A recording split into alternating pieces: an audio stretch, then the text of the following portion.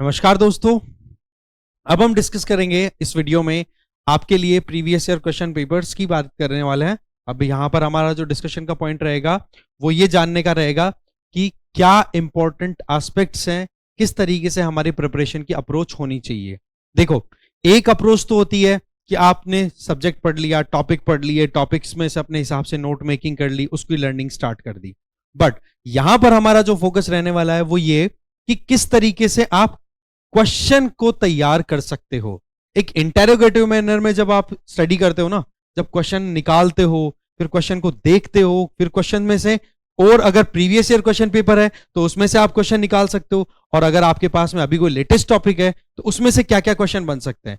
होता क्या है कि जब क्वेश्चन आंसर के फॉर्मेट में जब हम लर्न करते हैं तो चीजें बड़ी जल्दी दिमाग में सेट होती है। ठीक है, आपने अभी जैसे बोर्ड एग्जाम की आप तैयारी भी कर रहे होंगे या कर चुके होंगे, ठीक है, तो उस केस में आपने नोटिस किया होगा कि जब हमें क्वेश्चन आंसर फॉर्म में हमने खुद का कंटेंट तैयार कर लिया या फिर हमारे पास में कोई क्वेश्चन बैंक थी तो उसका बेनिफिट हमें डेफिनेटली मिला है। तो वही अप्रोच हम यहां पर भी अपनाने वाले हैं। खैर, आ जाइए फर्स्ट क्वेश्चन पे। फर्स्ट ये चीज मैंने आपको पहले भी बता दी, क्वेश्चन स्टार्ट करने से पहले फिर से एक बार बता देता हूं। 26 ऑफ सितंबर 2023 से आपको रेगुलर क्लासेस मिलेंगी अब, ठीक है, यूट्यूब पे मिलेंगी, और आप हमारा एप्लीकेशन जो है वो डाउनलोड कर सकते हो। एप्लीकेशन हिमालय एडू हब के नाम से मिलेगी, लिंक है वो डिस्क्रिप्शन बॉक्स में शेयर्ड है। प्लस आप आराम से प्ले स्टोर पे जाकर के और सर्च भी कर सकते हो और वहां पर डाउनलोड कर सकते हो वहां से हमारी एप्लीकेशन को। खैर, फर्स्ट क्वेश्चन की अगर बात करें तो फर्स्ट क्वेश्चन ये है, कोविड-19 को WHO ने ग्लोबल पेंडेमिक कब डिक्लेयर किया। अब वैसे देखा जाए तो कोविड वैसे भी न्यूज में बहुत ज्यादा हाईलाइटेड रहा था, ठीक है, और इसके अलावा यहां पर जो फोकस दिया गया है वो है डेट्स पे। तो ये चीज तो सिलेबस में हमने अच्छे से देखी थी कि इंपॉर्टेंट डेट्स को तो हमें बिल्कुल भी मिस नहीं करना है, तो यहां पर वही पॉइंट आ गया है, राइट। अब आप देखो, ग्लोबल पेंडेमिक कब डिक्लेयर किया गया। आप वीडियो को पॉज करके आराम से सोच सकते हो, मैं कंटिन्यू करूंगा। देखो, 11 ऑफ मार्च 2020 ये लगता है आपको, 23 ऑफ मार्च 2020, ठीक है, 23 ऑफ अप्रैल या फिर 20 मई।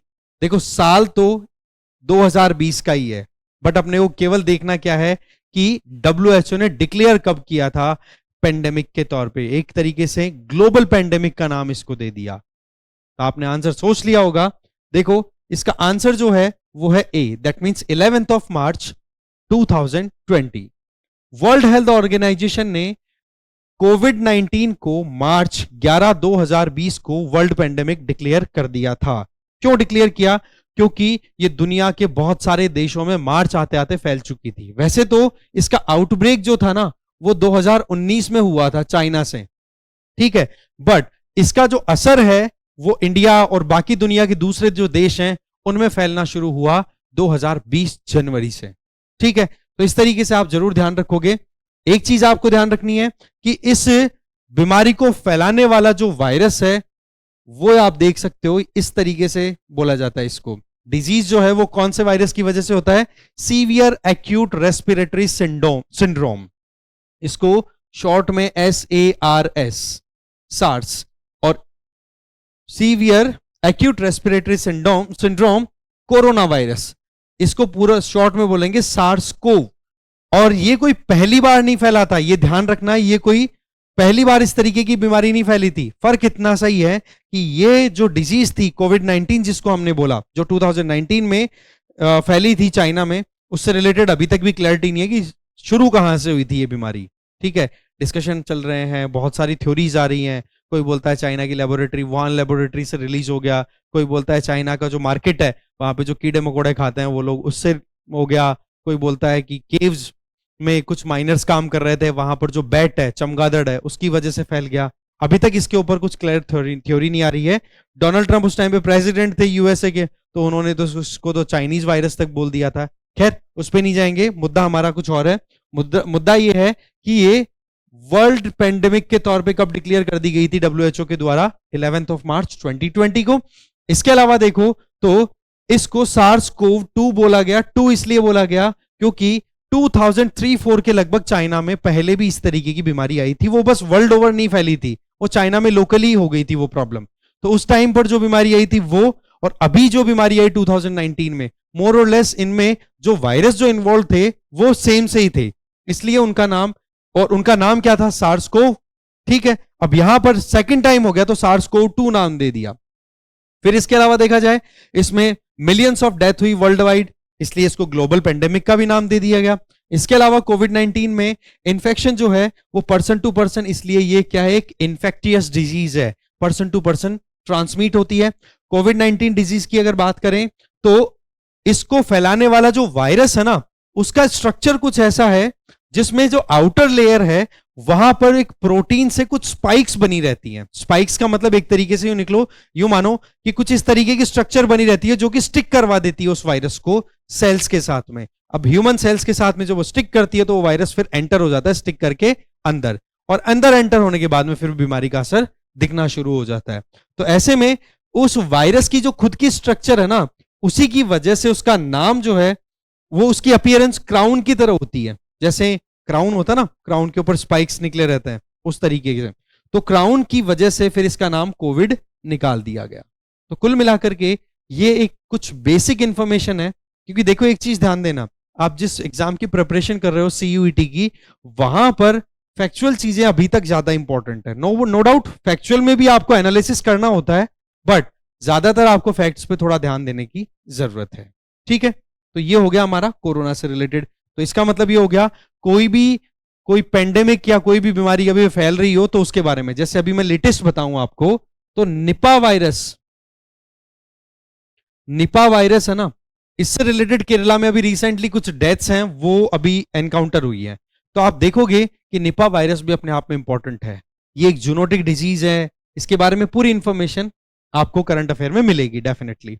ठीक है, तो ये इस तरीके से आपको लेटेस्ट चीजों में ध्यान रखना है। फिर बात आती है, इंडिया ने G-SAT 17 कब लॉन्च किया।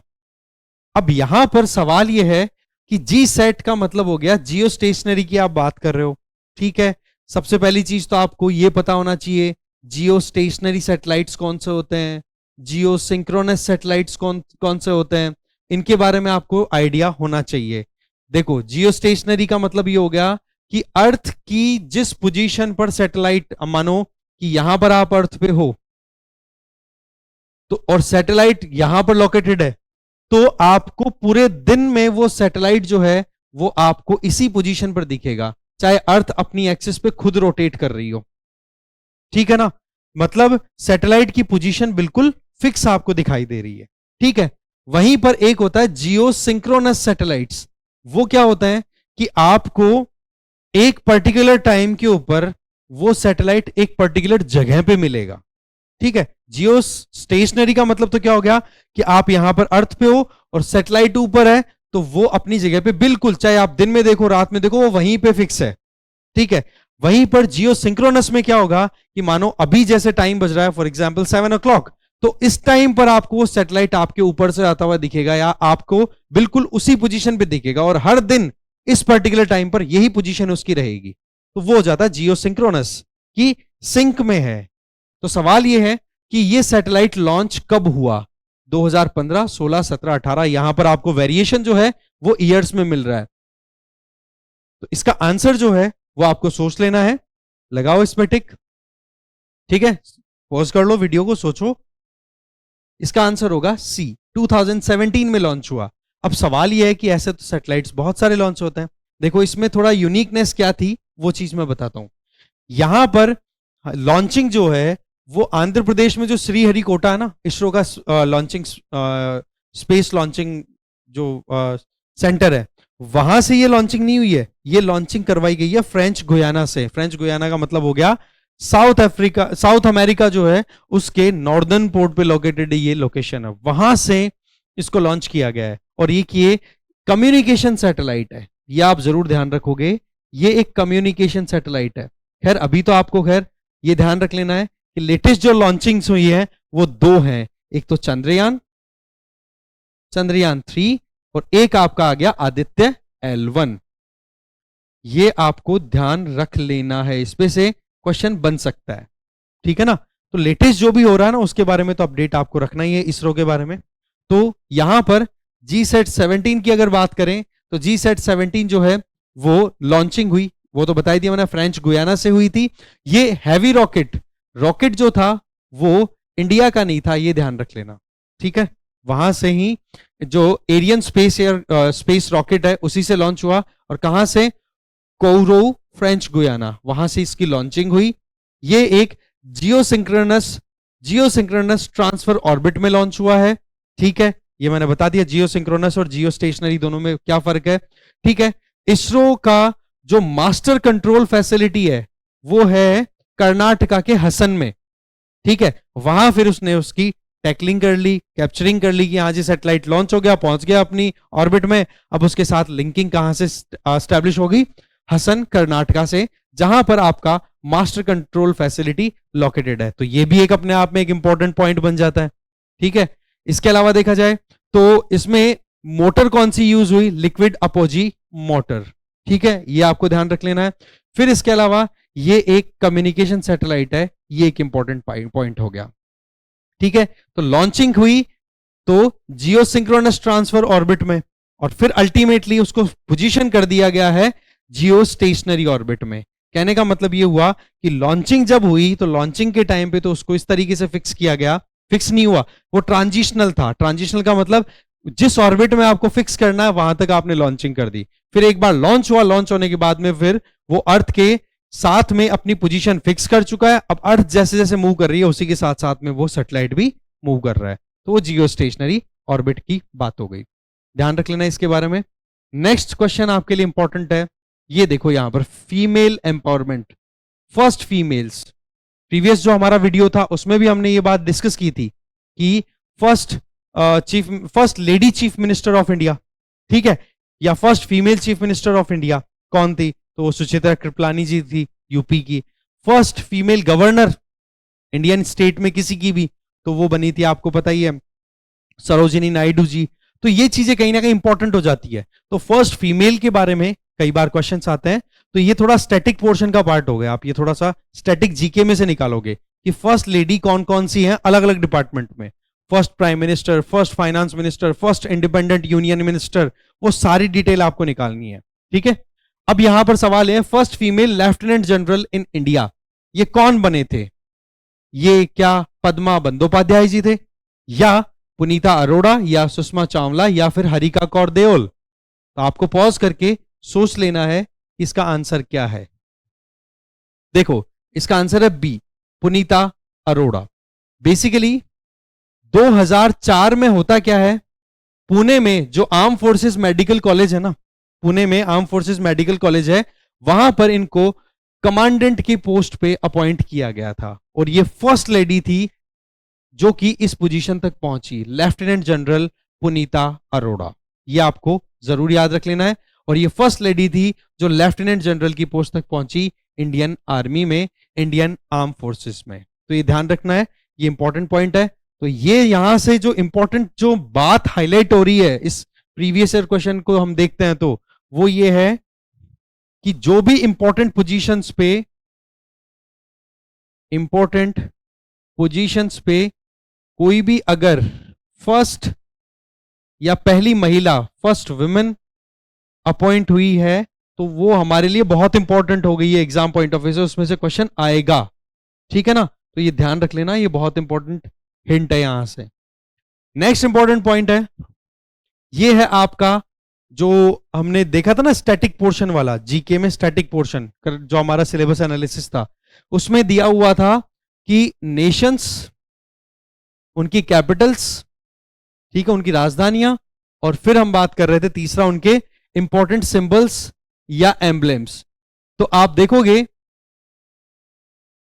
कि यहां पर एम्ब्लेम्स लिए हैं और कंट्रीज को यहां पे बताया हुआ है।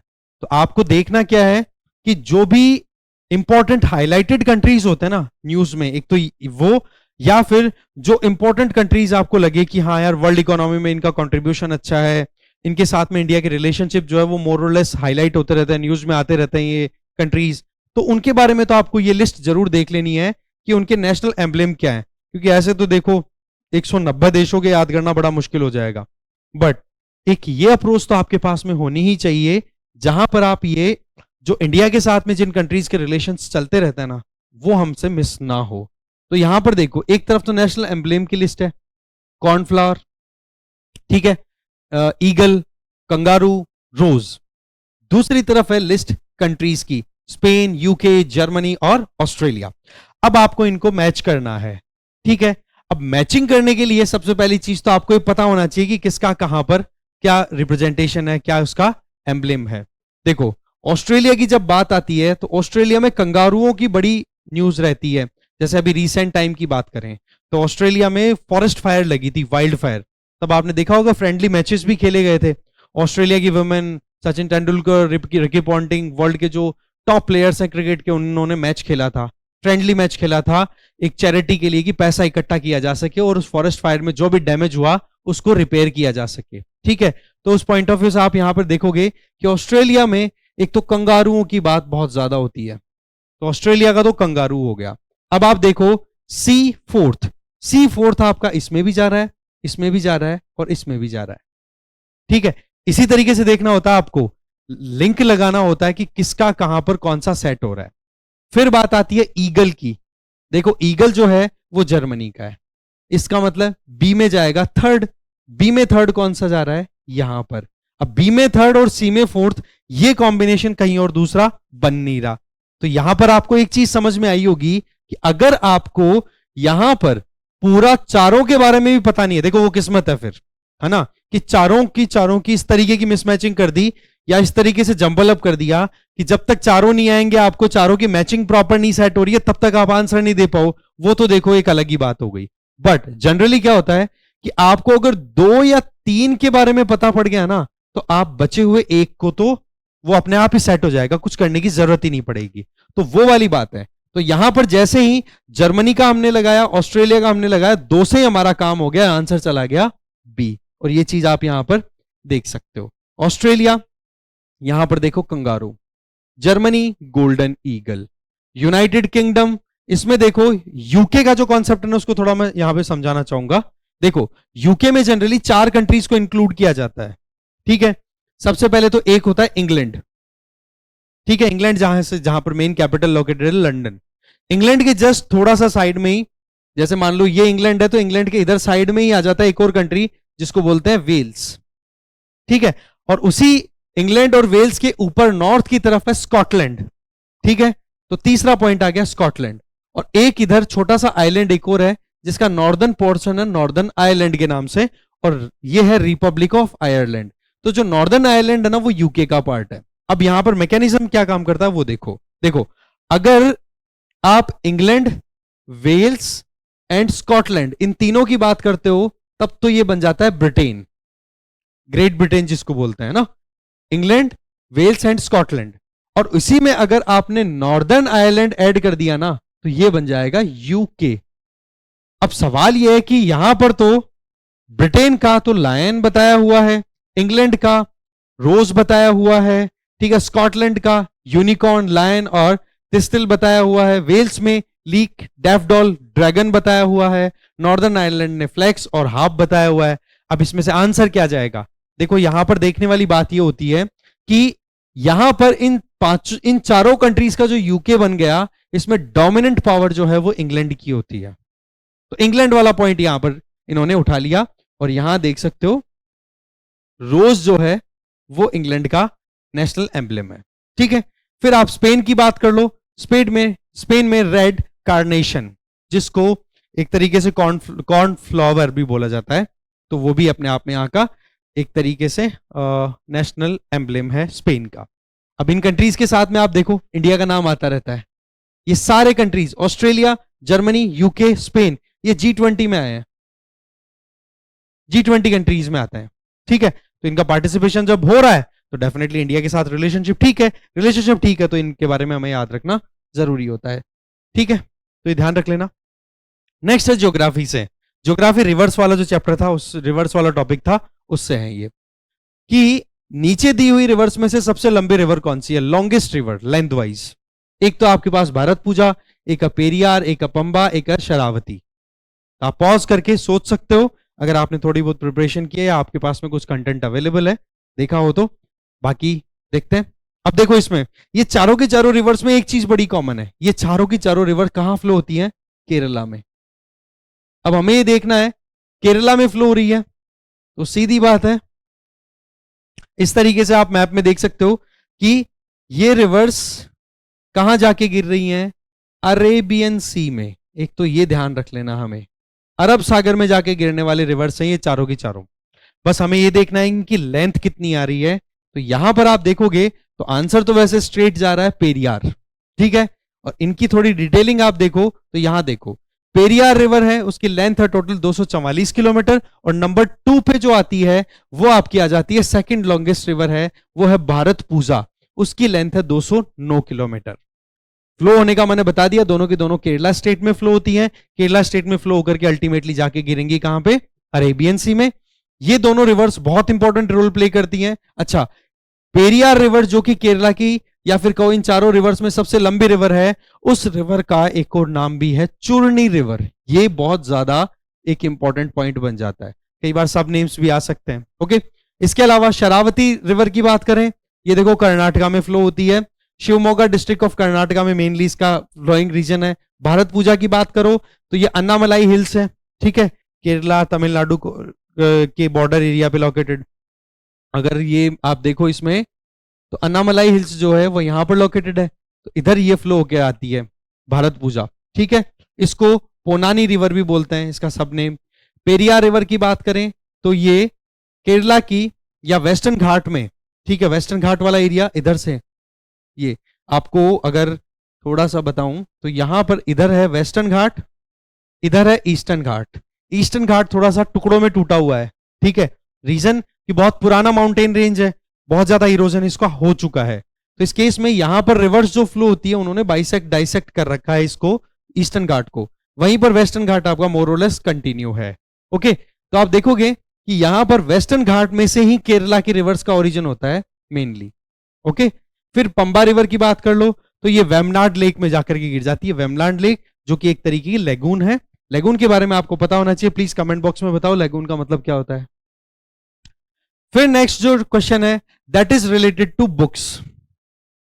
यहां पर बुक्स के बारे में भी आपके सिलेबस में एक्सप्लिसिटली मेंशन्ड है, तो जो भी इंपॉर्टेंट बुक्स अगर न्यूज में आ रही हैं एक तो वो ध्यान रखनी है, +2 जो हाईलाइटेड पर्सनैलिटीज हैं, ठीक है, उनसे रिलेटेड कोई भी इंपॉर्टेंट बुक है तो वो बुक तो हमें याद कर ही लेनी है। तो ये जो बुक्स है मोर और लेस ज्यादा कोई करंट अफेयर वाली नहीं है, ये बुक है स्टेबल वाले स्टैटिक वाले पोर्शन से। तो आपको बुक का जो कंटेंट है ना वो आपको ऐसे ही तैयार करना पड़ेगा कि जो भी इंपॉर्टेंट पर्सनैलिटी हाईलाइट हो रही है तो उनसे रिलेटेड कोई बुक है क्या, तो लिस्ट बना लो उसकी खुद के अपने हाथ से, ठीक है। अब देखो 4 बुक्स हैं, Good Earth, Freedom at Midnight, Sunny Days, the Alchemist. इधर 4 राइटर्स के नाम दिए हुए हैं। अब आपको यहां पर मैचिंग करनी है। मैचिंग में यहां पर आपके पास में आइडिया लग रहा होगा सनी डेज से, यहां पर सनी डेज, सनी सुनील गावस्कर को बोला करते थे, ठीक है, the great Indian cricketer Sunil Gavaskar, little master जिनको बोला जाता था, उनके द्वारा। तो अब आप मैच करो सी में 4th, तो लमसम तीनों में सी में 4th मैच कर रहे हैं। अब बच गई आगे की बातें। अब आपको गुड अर्थ के बारे में पता है तो आप अप्रोच कर सकते हो, इनमें से जो भी आपको अप्रोच करने का लगे वो आप लगा सकते हो दिमाग। तो इसका आंसर अगर देखो तो मोटा मोटा यहां से देखो आप, गुड अर्थ है वो पर्ल एस बक के द्वारा लिखी हुई है, फ्रीडम एट मिडनाइट है वो लैरी कॉलिंस ने लिखी, सनी डेज सुनील गावस्कर की है, ऑल केमिस्ट है वो पाउलो कोएल्हो उनके द्वारा लिखी हुई बुक है। तो आंसर आपका बी हो जाता है। तो इस तरीके से देखो आपको लिस्ट बना करके ये लर्निंग करनी पड़ेगी, इसमें कोई ट्रिक नहीं काम कर सकती। ट्रिक काम जो करेगी वो ये है, शर्त ये है कि कम से कम 2 तो याद रखो आप, कम से कम 2 की तो आपके दिमाग में क्लिक हो जाए क्या कौन सी बुक किसकी लिखी हुई है। जब वो मैच कर जाएगा, मैच करते ही आपका आंसर निकलने के चांसेस हो जाते हैं, ठीक है। तो वो ट्रिक मैं ऑलरेडी आपको प्रीवियस क्वेश्चन में बता चुका हूं। नेक्स्ट क्वेश्चन है असर्शन एंड रीजन। बात कही गई और उसके पीछे का लॉजिक बताया गया।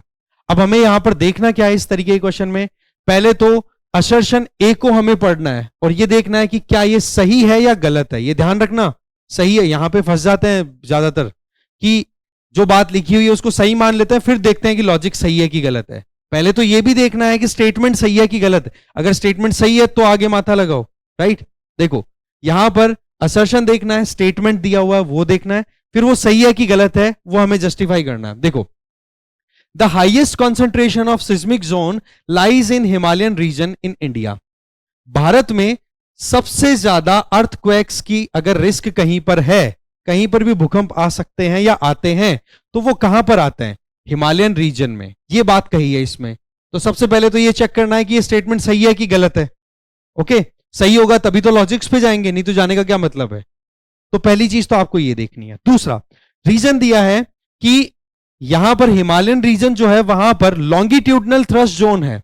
दैट मींस हिमालय जिस तरीके से, एक तरीके से जिस तरीके की सेटलमेंट है, वहां पर बहुत सारे ऐसे एरियाज हैं जहां पर सिस्मिक एक्टिविटीज होना लाजमी है, क्योंकि वहां पर कॉन्फ्लिक्ट हो रहा है, प्लेट्स के बीच में कोलिजन हो रहा है। तो क्या ऐसी बात सही है?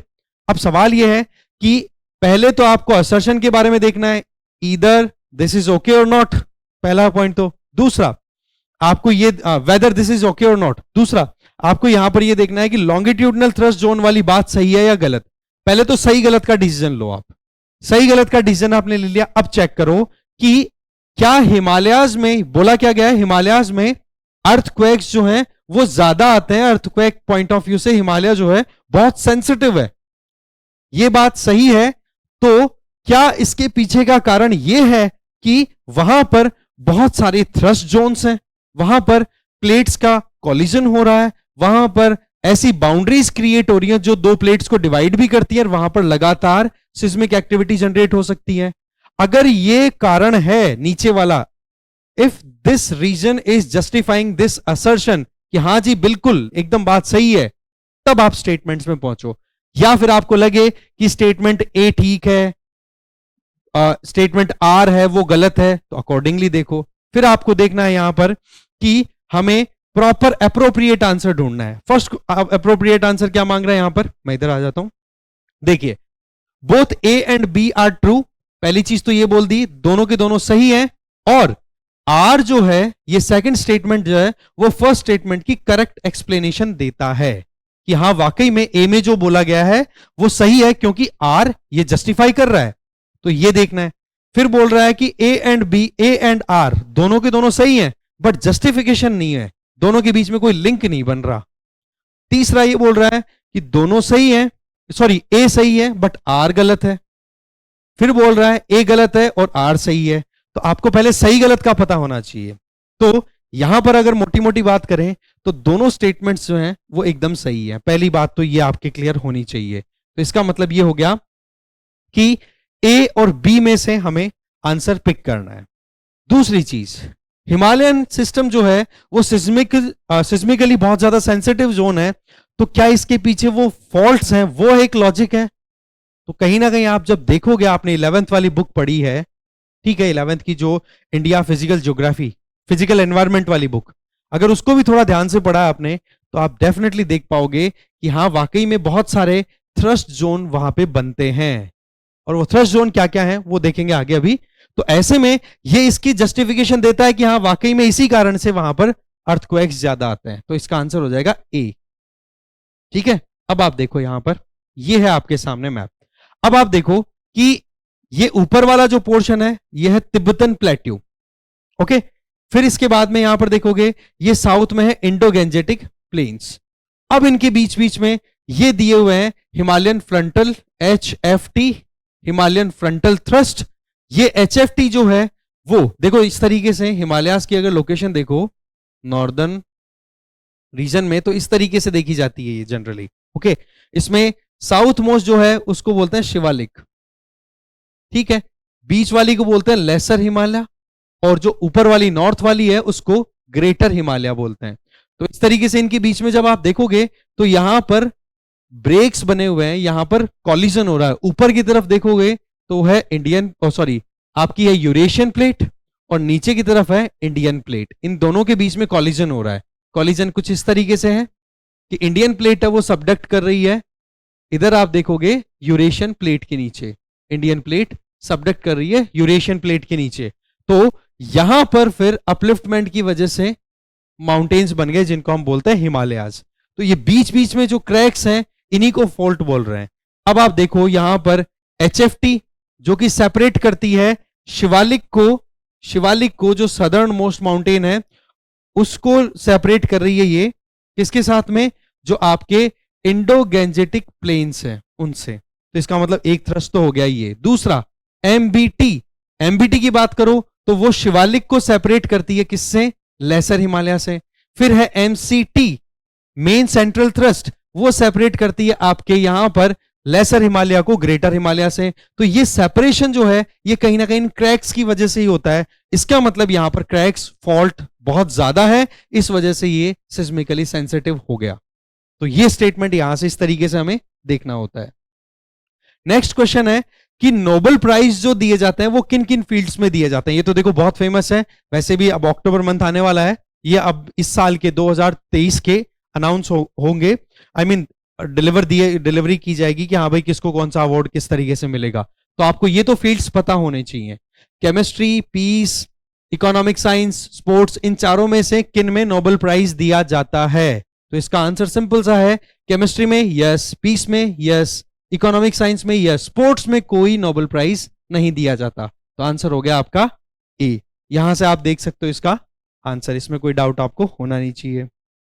नेक्स्ट क्वेश्चन, ग्रीन रेवोल्यूशन की बात करें तो किसको कंसीडर किया जाता है वर्ल्ड ग्रीन रेवोल्यूशन का फादर।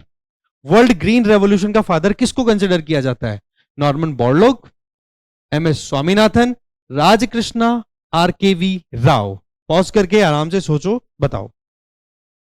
मैंने वर्ल्ड को हाईलाइट पहले ही कर दिया है, ठीक है, वर्ल्ड, इंडिया नहीं बोला जा रहा है, वर्ल्ड। तो देखो जब वर्ल्ड की बात आए तो आपका आंसर होगा नॉर्मन बोरलॉग, और जब इंडिया की बात आए तब एमएस स्वामीनाथन। तो ये ध्यान रख लेना इस बात को, ठीक है। तो ग्रीन रेवोल्यूशन जो है वो मैक्सिकन एग्रीकल्चरिस्ट साइंटिस्ट, वैसे देखा जाए तो इसके बारे में कई बार आर्टिकल्स आते रहते हैं कि ये कहीं ना कहीं अमेरिकन सपोर्ट के बेसिस पे डेवलप हुआ था सारा ग्रीन रेवोल्यूशन का जो मैकेनिज्म था। तो ग्रीन रेवोल्यूशन की स्टार्टिंग का जो क्रेडिट है वो नॉर्मन बोरलॉग को जाता है। उन्होंने 1960s में अपनी तरफ से गेहूं की हाई यील्ड वैरायटी का जो बीज है वो तैयार कर दिया था, इसलिए उनको नोबेल पीस प्राइज भी मिला था। अब आप सोचोगे कि नोबेल पीस प्राइज कैसे मिल सकता है यार खेती से संबंधित। भाई सीधी बात है, अगर आप अपने यहां पर खेती अच्छी कर लेते हो तो लोगों को भरपेट खाना मिलेगा। भरपेट खाना अगर मिलता है तो वो लोग क्या करेंगे, वायलेंट नहीं होंगे। पीस ही तो प्रमोट होगी जब भरपेट बैठे रहोगे, तो ऐसा लॉजिक है। तो इस तरीके से नोबेल पीस प्राइज मिला उनको 1970 में, और इसीलिए इनको फादर ऑफ ग्रीन रेवोल्यूशन भी बोला गया। और इन्होंने जो बीज तैयार किया था वो था हाई यील्ड वैरायटी का HYV सीड, जिसके बारे में हम ज्योग्राफी वाले पोर्शन में और डिटेल में देखेंगे अच्छे से।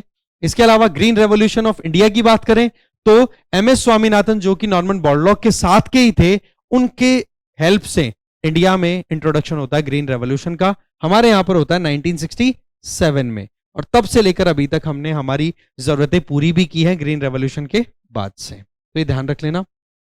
नेक्स्ट क्वेश्चन है, which one of the following state is the leading producer of iron ore. हमारे देश में सबसे ज्यादा आयरन कहां पर प्रोड्यूस होता है। ध्यान रखना, इंडिया की बात हो रही है। छत्तीसगढ़, झारखंड, केरला, उड़ीसा। पॉज करके इसका आंसर दो।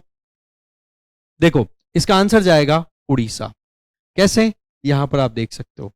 सबसे पहली चीज, उड़ीसा में जितना आयरन प्रोड्यूस होता है इंडिया का उसका 52% है। नंबर 2 छत्तीसगढ़ है 16%, नंबर 3 कर्नाटका 14%, फिर झारखंड 11%, और फिर बाकी बचे हुए स्टेट। तो नंबर 1, 2, 3 एंड 4, कम से कम टॉप 3 का तो नाम आप याद रखोगे ही, उड़ीसा, छत्तीसगढ़ एंड झारखंड।